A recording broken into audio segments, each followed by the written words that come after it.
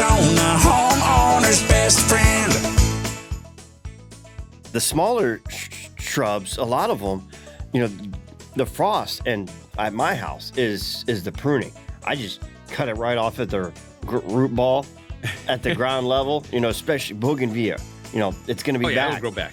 They're Mexican bird of paradise. There's some of those very colorful plant shrubs that have a place in our landscape that, don't even worry about it. Just let it all die off, cut it off at the ground level, and it'll be back.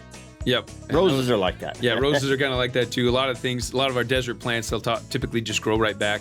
But obviously our deciduous trees like the apples, the peaches, the plums, the nectarines, apricots, those things are ones that we really want to make sure that we're trimming. We can start trimming now.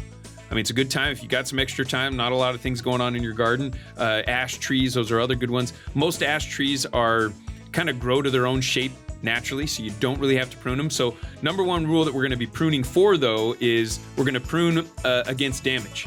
So if there already is damage on the tree or where tree branches are crossing themselves, we're going to want to pick kind of the more stable, the more balancing branch, and we're going to cut off the other one. We want to eliminate any rubbing branches against themselves.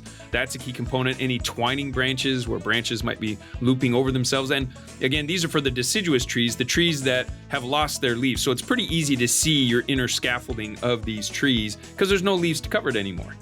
And so we look at the broken branches, we look at those things. We want to, any cracked branches, we want to be mitigating that. We want to be trimming those in a way that ensures that that branch isn't going to be a problem later. Trees, branches that are maybe hanging onto or touching or occasionally touching, and you'll see the rub mark on your roof of your house or on your neighbor's wall. Any of those components, that's the first things we want to focus on first on what we cut out.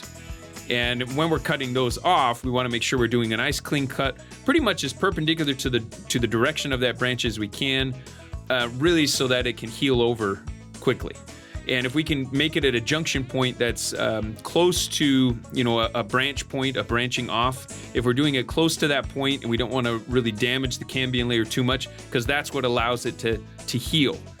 And that's an important piece of the puzzle when it comes to pruning your trees, any of your trees, is make sure you're pruning it without a stub sticking out.